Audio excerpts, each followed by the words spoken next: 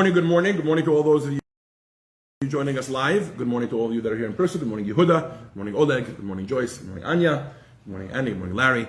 It's good to have everybody here with us. Welcome to A Taste of Thanks. I don't remember what installment this is in this class, but we're going till Rosh Hashanah. And not last week, but the week before. If you remember, last week we had a break to do the laws of the 3 weeks and the 9 days and Shiva Tammuz and Tisha B'Av. I hope everybody had an easy fast this past Thursday. And hopefully now you got your laws straight about what you're allowed to do and what you're not allowed to do during the 3 weeks, this first period that we're in. But the week before that, when we were back in our regular schedule of A Taste of Thanks, so we had begun to discuss the different brachos. We're doing this because we're trying to get to the sequence of the brachos. Right? That was where we were holding in this book, in the blue book. And we said before we do that, let's talk about each bracha and give each bracha its own introduction properly. So last week we learned, or 2 weeks ago, we learned about the first three brachos actually. And remember, we said by first, it's not the sequence, it's just the order he's introducing them to. Number one was what we call the skeleton key bracha, and that is shahakol. And we said that it's the skeleton key bracha, not because you can just make it before any food you eat. You can't just pick up a challah and say, I can't remember what bracha challah is, let me just make shahakol. No, it's not so simple. But if post facto, you didn't you didn't make the correct bracha, and instead you made shahakol, you never remake a bracha. If you make shahakol, you never remake a bracha. If you make a wrong bracha on something, often you'll have to remake the bracha. But shahakol, because it's such an all-inclusive bracha, you don't have to remake the bracha. And similarly, we said, we brought already from the B'nai Yisachar, that shahakol becomes the bracha that really includes everything that doesn't get a bracha. Like we said, if you're going to listen to a beautiful symphony at some point today, this Sunday, July 4th, well, you shouldn't do it today because we're in the 3 weeks. But let's say it's a different weekend. If you're going to go to a beautiful orchestra or symphony or concert, there's no bracha for beautiful music. What do you mean? Hashem created beautiful music. Why shouldn't we make a bracha? So your shahakol, your first shahakol of the day, can actually cover that. Why? Because shahakol is one of the most powerful brachos. It means shahakol nihiyah bidvaro, that everything was created by His word. Everything continues to be created by His word. There's nothing in this world that wasn't created by Hashem. And so that, in theory, can cover anything. Some sort of amazing experience you're going to have someday, whatever it is. From that we moved on to the brachos for wine and bread. Why wine and bread? Because they are the master food and drink, as we said. And therefore, when you make a bracha on bread, which is obviously preceded by Netilat Yadayim, washing the hands, which we'll talk about later, and then then any food that you have during that meal, you do not need to make a bracha on, because it's considered secondary to the main meal, which is the bread. The same thing applies for wine. And we said you have to be careful with it, you have to know what you're doing. Wine does not cover other foods, but it does cover other drinks. So let's say, for example, you're at Wine and Wisdom. That was the example I gave. On Wednesday nights, right? And Rabbi Label is serving wine and bottles of water, and let's say some chocolates or whatever, right? Or maybe even some cookies or whatever. You can have a drink of wine and skip the shahakol on the water. Why? Because the wine will cover any other drinks that are on the table. If there's juice or if there's whatever else it is, the wine will cover all of that. Yes, everybody with me? Okay. So that was the bread and the wine. And one insight that we gave, I'm just recapping 2 weeks ago's lesson. One insight that we gave was that when it comes to ha-motzi lechem min haaretz, we say ha-motzi lechem min ha-aretz, 2 times hey, right? Which is like kind of treating it with like, God is the one who brings forth bread from the ground. It's like a very strong emphasis on what we're saying. But when it comes to wine, we only say Borei Pri Hagaf, and we say Ha once. And the reason for this is because bread is almost always good. I mean, obviously, like anything else in this world, it can be corrupted and used for bad, but for the most part, bread is good. You don't have to be as careful. Rabbi Abraham J. Twersky, the author of this book, points out, and I think I mentioned at the time that one of the things he did during his lifetime was he ran an addiction center according to Torah values. To help people that were addicted to all sorts of substances or activities get out of it. And therefore, one of the things that he points out is that when it comes to Hagafen, we don't put as strong of an emphasis because obviously we're very thankful to Hashem when we're using wine or other alcoholic beverages correctly. We're very thankful that Hashem created the wine. For example, if we're using it for Kiddush or Havdalah or to say L'chaim in a nice healthy manner, etc. But if we start to become dependent on it and start to become a substance that destroys our life, which as we know can often happen with wine and alcohol, so then we are not as thankful to Hashem for it. It makes sense? Like in other words, we're thankful to Hashem obviously for creating everything, but we every time we make the bracha on wine, we're actually acknowledging that this is something that's delicate. This is something that's sensitive, and we have to use it in the correct way. All right? Okay, so that's what we did 2 weeks ago. Now let's move on to the section in this book, for those of you that have this book open. We're on page 221, bread and vegetables. So we're going to be doing again the bracha, Baruch atah Hashem Elokeinu melech haolam hamotzi lechem haaretz, he who brings forth bread from the earth, which we spoke about a little bit last time.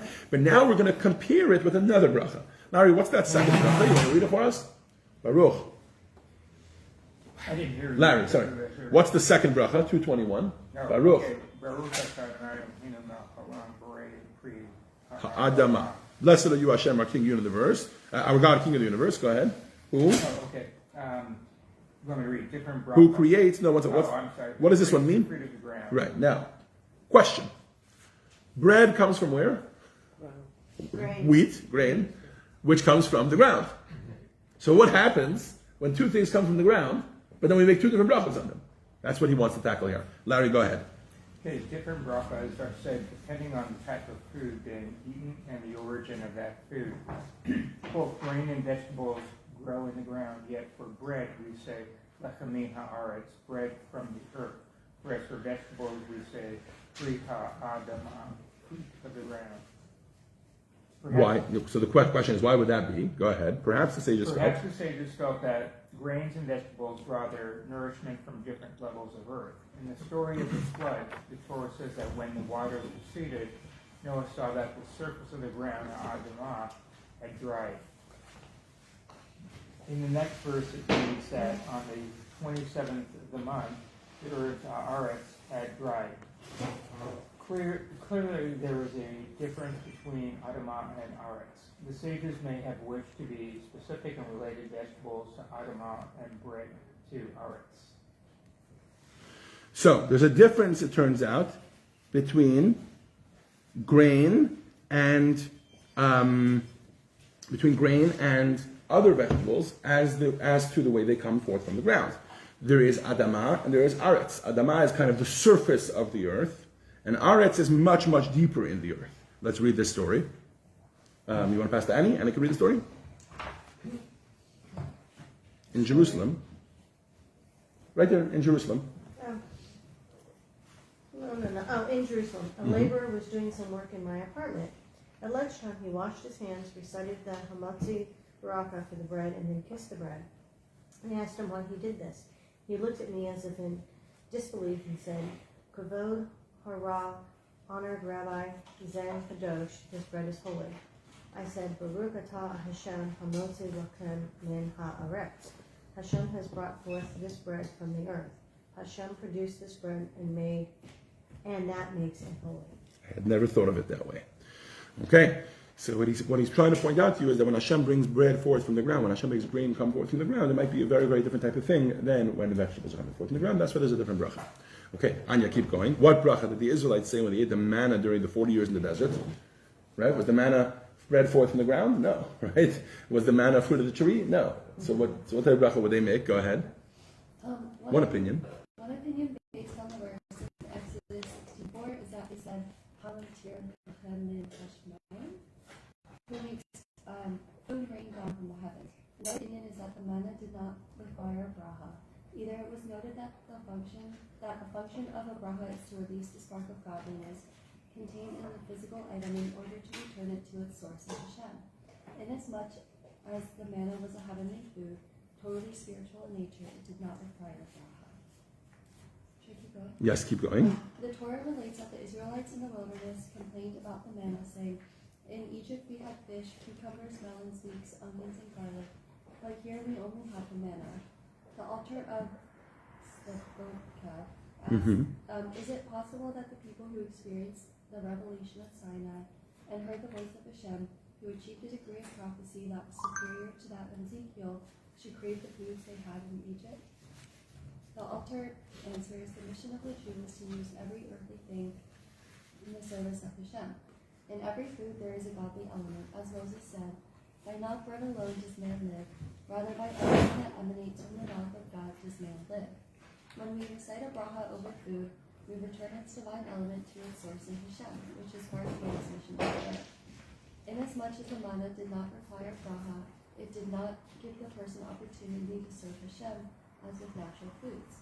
Thus, the complaint of the Israelites was that the manna was depriving them of an avenue to serve Hashem. Okay, so he's pointing out a few things that happened when it came to the manna that then, if we can think about those things and reflect on them in our lives, it will affect the way we make a bracha. So, first question, he starts with a basic question. Just what type of bracha would they have made on manna? And so he brings an opinion that says, Hamamtir lechem min hashamayim. He who makes bread rain down from the heavens. Because that was basically the experience that they were having. Beautiful, and they still have to be thankful for Hashem for it. Right? Even though it wasn't the same way. But then he asks a different question. He says, this heavenly food that they ate, they were, no, but not in that book. Yeah. They were in this book. See? Yeah, he has the blue one. Okay. You have the other one? No. Okay, we'll be in the blue book shortly. Then he asks a different question. He says, this manna, they kept complaining about it. What was the deal with all the complaints? Right? So he says something very interesting. He says that technically, the Jews, when they were thanking Hashem for the manna, it wasn't the same type of thinking that we do when we thank Hashem for our bread. Why? Because when they thanked Hashem for the manna was, and they had to call it in their bracha, lechem min, if they made a bracha, they said lechem min hashamayim, bread from heaven, that was the bracha they made, because lechem min hashamayim is very different than lechem min haaretz. And again, this reflects in our bracha. When we make our bracha, we are intentionally saying, this is lechem min haaretz and not lechem min hashamayim. This is bread from the earth and not bread from the heavens. So again, in the first part of today's lesson, we were talking about a technical thing, that maybe comes from much deeper in the earth, there's a much deeper source for grain than there is for other vegetables, etc. Now we're talking about an idea that we should recognize when we say that this food, when we eat this food and we make a bracha on this food, we say it is lechem min haaretz, it is bread from the earth and not bread from the heavens. Why would we thank Hashem for that? I mean, if I just asked any of you on a random day, would you rather bread from the ground, which by the way, doesn't come out of the ground ready to eat. It comes out as grain, and then you take that grain and you have to grind it, you have to thresh it, and you have to whatever, and winnow it, and all the different things, all the process, and then you finally get flour, and the flour, if you ever try to make bread, you know the flour and water is not the simplest way to make bread, right? You have to start with either you have to introduce a yeast, or if you're making sourdough, which is the original way, right? So then you have to get the flour and the water to ferment, and then eventually you can make bread. It's not a simple process, it's actually quite strenuous. And that's lechem min haaretz. If I were to ask any of you on a regular day, would you rather lechem min haaretz, lechem min hashamayim? You'd be like lechem min hashamayim. Either just because you're lazy, or if you're in a very holy mood, you'd be like, I can have more time to serve God. Right? Why do I have to waste all this time on making bread? Or in our case, I'm making money in order to go buy the bread that somebody else baked. But it's the same concept, right? So why do I have to do all that when I can just have lechem min hashamayim, bread from heaven? Turns out, bread from heaven, we're not as thankful to Hashem for bread from heaven as we are for bread from the earth. And this is the true and eternal reason that the Alter from Slobodka explains. Why it would be that the Jewish people complained that the Zachar and Nuas Hadag, we remember the fish and the cucumbers, they were like yearning for real, natural, normal food. Why? What was wrong with ready-made food, miraculous from heaven? Most of you would die for it, right? The answer is because when they got bread from heaven, there was no human involvement in it. There was nothing in it. It was pure. It was spiritual. There was nothing to do with it. It was already ready. It was lechem min hashamayim. It wasn't just ready to eat. It was also ready to be godly. It was godly. Before it came into their bodies, it was godly, and then afterwards it was godly automatically. Right? Lechem min haaretz, on the other hand, bread that comes from the ground, which is every single time we make the bracha, we remind ourselves this. Bread that comes from the ground is not godly at all until we choose to make it godly. Until we choose to work that bread, to do it in a proper way, according to all the laws that are in the Torah, and then to make a bracha on it, and then to use that energy to serve Hashem, etc. Then we take that lechem min haaretz, that bread from the ground, and we turn it into lechem min hashamayim, we turn it into godly bread.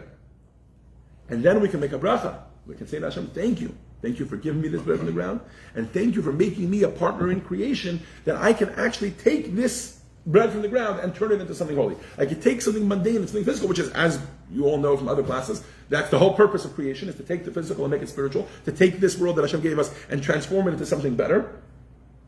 So when we do that with bread, we are taking that lechem, which by default is min haaretz, is mundane, it's from the ground, it's of the ground, it's earthy, it's mundane, it's earthly, it's human, if you will. And then we turn it into something godly. That's us bringing Hashem's light into this world and making the world a godly place, which ultimately leads to Mashiach. And every time we make a bracha, we say Hamotzi lechem min haaretz, and Hashem brings forth food from the ground. We are acknowledging that aspect. Okay. Now there's another bracha that also seems to be for bread or for forms of sustenance, which is borei minei mizonot. Now, as I mentioned in the prelude to today's class, before we even got into the class, It's not so simple when you make a mezonot, when you make a hamotzi. And that's going to be the topic of next week's class. But for now, let's learn about what this bracha is. Go ahead, Joyce, if you can, please. Page 223. It's all Hashem's creation. So read for us first the bracha. What is the bracha? And the translation? Are you Hashem, our God, King of the universe, who creates species of nourishment. Species of nourishment. Okay, let's see what this bracha is. This is the bracha for pastry and grain products other than bread, whereas fruit and vegetable as well as other food are the direct creations of Hashem. Baked products are the big difference. Hashem created the ingredients which men put together. As was noted earlier, we express our gratitude to Hashem for giving men the intelligence to fashion various things. Hashem created the raw material and he gave men the intelligence to combine them to make tasty food. So here we're not just taking Hashem for bread, we're actually taking Hashem for bread and the intelligence with which we take that bread. And we don't just make simple sourdough, whatever, bread, whatever it is, as difficult as that might be. We take it and we actually make more complicated, more delicious things, right? If you go on YouTube, you can find 1.5 million different chefs making 1.5 million different types of bread. Right? And they're not even all called bread. They're called pastries, they're called kugels, they're called, different types of, arayas or things like that, which have different formations of bread with things in them. So Yes. pizza would not fall under this one? 'Cause We're going to talk all about that next week. Oh, okay. Okay? We're going to start the conversation this week, but the main bulk of the conversation of what is mezonot and what is hamotzi, I'm intentionally not answering your question because pizza is a complicated one. Okay. It's going to depend on the ingredients that go into the crust. It's going to depend on exactly how they form the pizza. Yeah, what else is in it? And it's going to depend on how you're eating that pizza. Whether you're making a meal out of this pizza or whether it's just a snack. We'll talk about it. We'll talk about it next week. Okay? It's very, very complicated. I don't know if it's very, very complicated. There's just things to keep in mind. And it's a little bit of a blurry area. So we're going to deal with it properly next week. Okay? For now, let's do a story. The Talmud relates that Turnus Rufus, who was Turnus Rufus? He was a heretic. He challenged Rabbi Akiva and he said, why do the Jews circumcise their children? Why are they trying to improve on the way God created people? Right? In today's day and age, there's a big movement of people that are naturalists. Right? I don't introduce all these vitamins and these medicines into my body. And I know those in the established medical world are going to be, their hair stands on end when they hear these things, right? But still, you've heard of this concept, right? People that are very naturalist. So what about circumcision? So he says to Rabbi Akiva, he says, how can you circumcise your body? What are you telling me? Hashem created you not perfect. Didn't Hashem create every single human being perfect? Why would Hashem create you that 8 days in you have to fix your body? Right? Rabbi Akiva responded, you prefer to eat bread or the wheat as it grows from the ground? So the Rufus replied, bread, of course. Rabbi Akiva said, God produced the wheat and left it to man to improve it by converting it into bread. So it is with circumcision. God created man, but left it to us to improve him. This is true really about everything in this world. Every Friday night, either during davening or during Kiddush or either during both, we say that the seventh day is the day that Hashem rested from everything Asher bara Elokim la'asot, that Hashem created to do. Which is a very strange expression, even in Hebrew, even though I'm translating it crudely, right? But still, even in the original Hebrew, it's a strange expression. And Rashi points out, Asher bara Elokim la'asot, what does it mean that Hashem created to do? He created to do. What, he created a to-do list? I thought he created everything perfectly, right? Rashi says, yes, he did. He created a to-do list. Everything that Hashem created in this world, he created l'sakin, to be fixed. Everything was intentionally, so to speak, created broken or incomplete. He created everything in this world incomplete. Even if it looks complete, it's incomplete. And when we go, as human beings, we introduce a certain element to it, what we do is we complete it. And in that way, we become partners with Hashem in creation. And that is the purpose of creation. It's not that we should stand by and say, okay, well, if Hashem created it this way, if Hashem created me with an impulse to do violent things, then that must be the way I'm supposed to be. It's a big movement today in the world, right? These are my feelings. This is the way I feel. It must be true. This must be the way I'm supposed to be. No. Just because Hashem created you with those tendencies doesn't mean you're supposed to listen to those tendencies. Everything, and that's obviously one of the most glaring examples, but the same thing is true of everything in this world. Everything in this world was meant to, that we should come and we should partner with Hashem to correct and fix the world. By the way, this is one of the origins of the term tikkun olam, right? L'sakin, which Rashi uses in that explanation, that Hashem wants us to fix the world. Tikkun olam means fixing the world or correcting the world. Another way of looking at that is becoming partners with Hashem in creation. Isn't circumcision, though, that's in the Torah? It's in the Torah, it's mitzvah in the Torah, but he's asking, just logically speaking, why does it make sense? And Rabbi Akiva is pointing out to him that actually everything in this world is this way. And his glaring example is wheat into bread. Hashem created wheat. Why didn't he, if he wanted us to eat bread, why didn't he just make bread? Because he wanted us to get involved, to take the wheat and to turn it into something more beautiful. The account of creation closes with the, oh, here we go. It's right here. Sorry. The account of creation closes with the verse, God abstained from all his work that God created to make. What is meant by to make? It means that Hashem created the raw materials of the world and he desires that man develop them. When we use the raw materials of the world constructively, we are carrying out the divine will. Now, for today's lesson, we're going to stop in this book for now. We're going to move to the blue book, to page 230 in the blue book. So Alex, you can join us now. I know you have the blue book. And the reason we're going to do this is because we're going to start to get into the technical. As we discussed, this book has much more of the soul of the brachos, and this has much more of the body of the brachos, right? So, we've been discussing the soul. We learned a little bit about the bracha mezonot and why that's such an amazing bracha. And now we're going to talk about some of the technical aspects of the bracha mezonot. What does it mean that sometimes we're making one bracha and sometimes we're making another bracha on what seems to be the same ingredients or the same type of food? Usually, like, it makes sense to be fruits, you say fruit of the tree, and vegetables, you say fruit of the ground, or legumes, you say fruit of the ground. That makes sense to me, even though I don't fully understand why we separate the two, and we'll talk about that later, why, if it comes out of the ground directly, we make one bracha, but then when it comes out of the ground and through something else, namely a tree, then we make a different bracha. We'll talk about that later, but that's not as questionable as mezonot and hamotzi. So we need to start off by understanding why it is that different types of food made from flour or made from grain would have different types of brachot, hamotzi and mezonot respectively.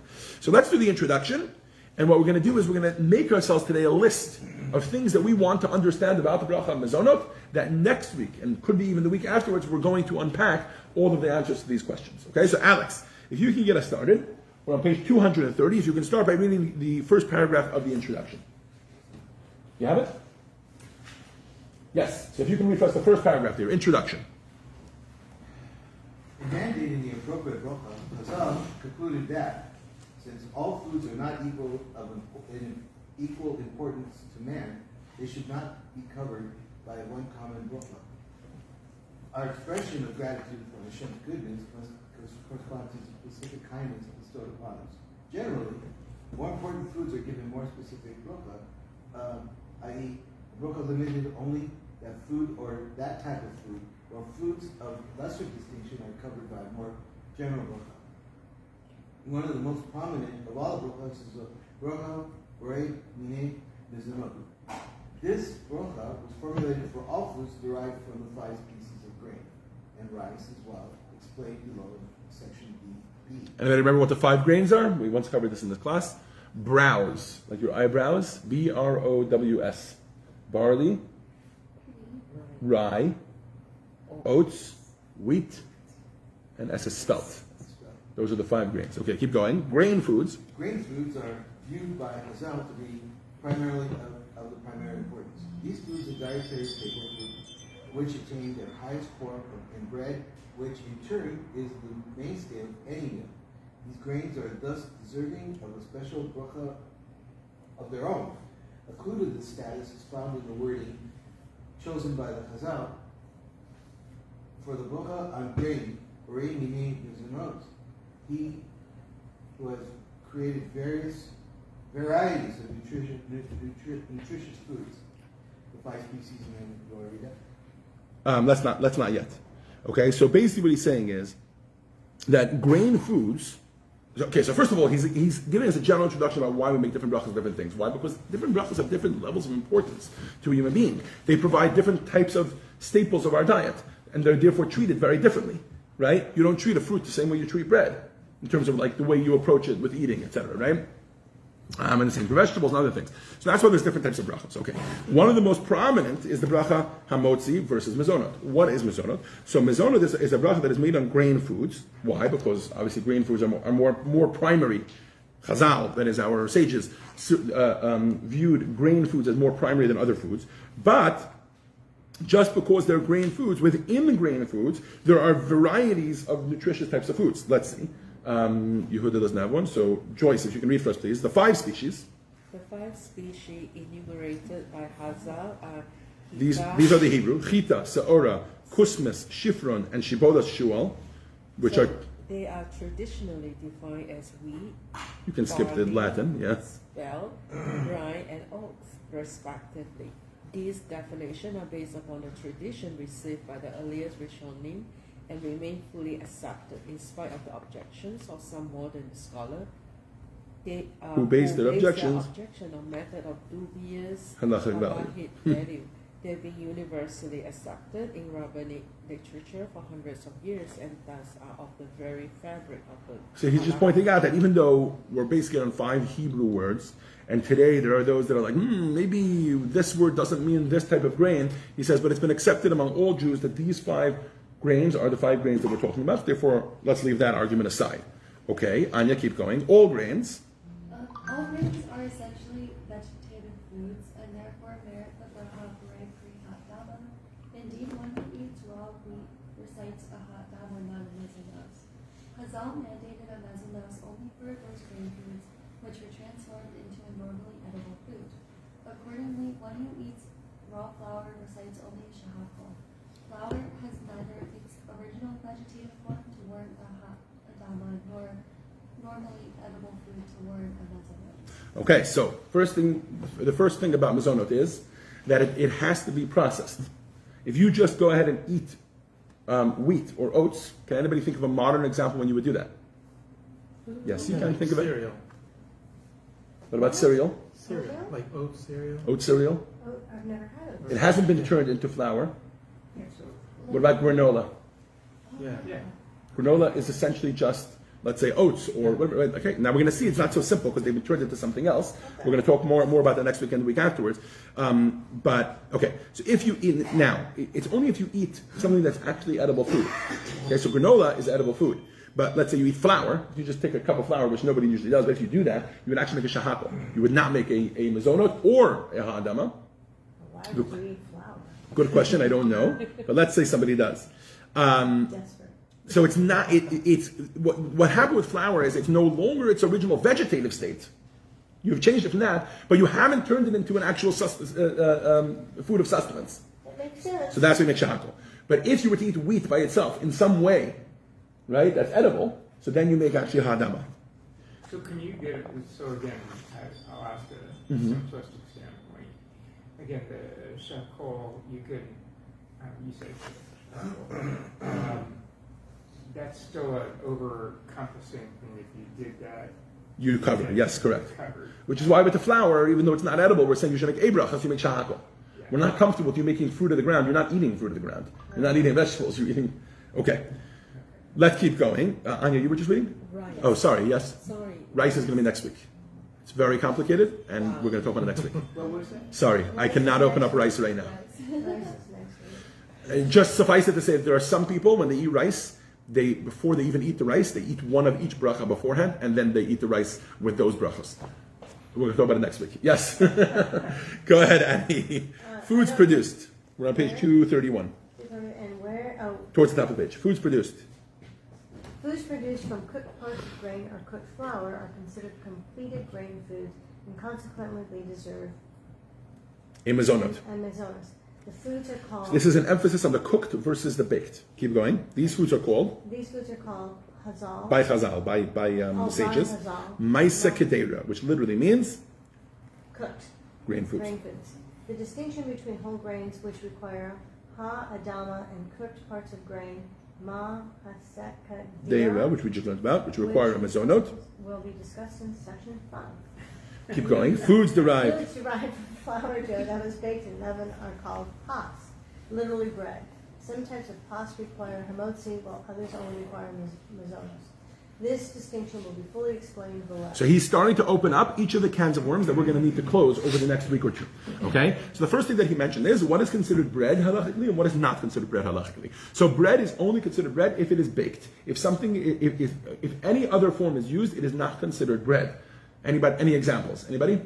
How else can you make something with flour in it? Let's say deep fry. You take a dough, flour and water. Donuts? Yeah, donuts. Mizonot, not hamotzi. Yeah. Got it. Even if they have nothing else in them or on them, etc. Now, I think donuts usually will have some juice in the dough anyways, but if you just deep fry them, then they will be mizonot and not hamotzi. Bagels, usually by default, boiled bagels. It's going to depend. There's different types of bagels. We're going to get to that later. But generally speaking, if you boil something, these are hamotzi. Okay, we'll get to that in a second. But if you boil something or cook something or deep fry something or fry something, right? So for example, pancakes, for example, could have flour and water in them. They don't. Usually they have milk or margarine or oil or whatever. Pancakes usually like milk. I had water. Okay. Still, it would be mizonot. Well, you're frying something. It's not like. Now, the next thing he says is that even when something becomes pas is the halachic terminology for bread. So let's say you're baking it. There's different types of pas. For example, we're going to learn about pas haba bekisnin, which means bread that's like a pocket. That's going to change something from being hamotzi to mizonot. Like a pita bread.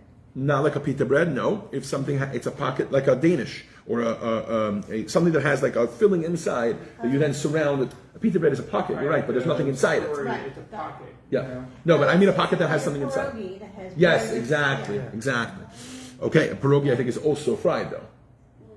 Okay, maybe not. I don't know. Yeah, maybe Maybe sometimes they did, but I- okay.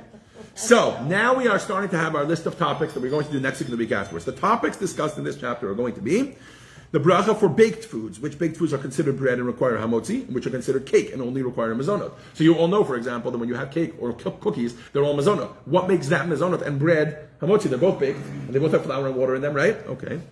Kviya su'uda is going to be another factor, which means when does a cake become the equivalent of bread so that it requires a hamotzi? You're going to take cake, but you're going to eat so much of it that that's your whole meal, right? So now we will also discuss the fallacy of mizonos bread. We're going to discuss this fallacy that some people eat mizonos bread, which means the bread, just because it has certain ingredients, they think it's mizonot no matter what they do. No, you have to, if you're eating it as a bread, then it's automatically hamotzi, which we'll talk about later. Baked foods which are not classified as either pas bread or as pas ababakisnin cake. So what are they? When does bread diminish in stature sufficiently to require only a mizonot? In the Baumgarten tradition, so Rabbi Yisrael Baumgarten from the Kovinas, so in his family they have a tradition, I guess, because probably it came from poverty, or that's his best guess, either from poverty or not wanting to waste food or whatever it was.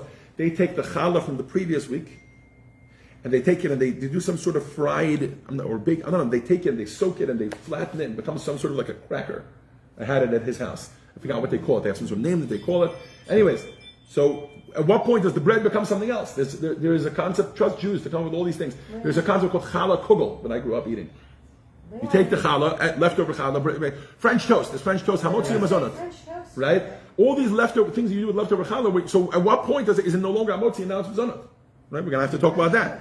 And the last thing is the proper bracha for grains. At what point does a grain change from the basic grain requiring ha'adama to a grain food requiring mazonah? So a granola bar, where is it? Is it still granola bar? To me seems almost like a cookie, right? But on the other hand, it's just grain. Look at it. You can see it. So when does it go from making ha'adama on it? For example, do you make ha'adama on granola, but then a granola bar you make mazonah? That would be strange, right? So we're going to learn about all these things. So now we have our work cut out for us. I told you this was going to be a real cliffhanger of a class. So we started by introducing the bracha mezonot, understanding what we're trying to accomplish with this bracha. And we also understood that it's one of the most beautiful brachot, because this is the bracha that literally emphasizes this idea, that drives home this idea, that actually you're taking something that Hashem gave you and you're turning it into something much more beautiful, right? You're making something new out of it, right? So the question is, what bracha do you make on it? And often the answer is mezonot, but mezonot can go either way. Something that's mezonot can easily, just a few minutes ago, have been shahakol or ha'adama, and right afterwards be hamotzi. And the question is when, and we have a lot of questions to answer, so over the next 2 weeks, we're going to talk about these things. Because There is a training gate, by the way. There is a training gate. If you really want to just simply, most of your questions can be answered by, like, let's say, just... I need a list. There are lists out there. There are lists out there, and in the blue book, there's a list like that. So, like, you could just go look, and they'll tell you cake is mezonot. But it's more complicated than that. Cake is How do you have mezonot. this all memorized? What? How do you have this all memorized? You get used to the main things, and then what happens is every once in a while you're exposed to something new, and you wonder what's going on, and you go figure it out. But for the I main saw things, pretzels in there. yeah, but if you want the answer on a simple level, cake, pretzels, cookies, they're almost all mezonot, generally speaking, makes sense. unless you turn it into a meal. Yeah. Pizza is hamotzi unless you're literally eating it as a snack. So these are like the simplistic answers. Shortcut, yeah. But I'm trying to give you the theory behind it, because that's what the class is supposed to be. The theory is good, and then I eat a cracker. Exactly. Yeah. So there are practical guides out there, and some of them are in this book, and there's other books also and other pamphlets out there. Maybe I'll buy some and get them out at the class.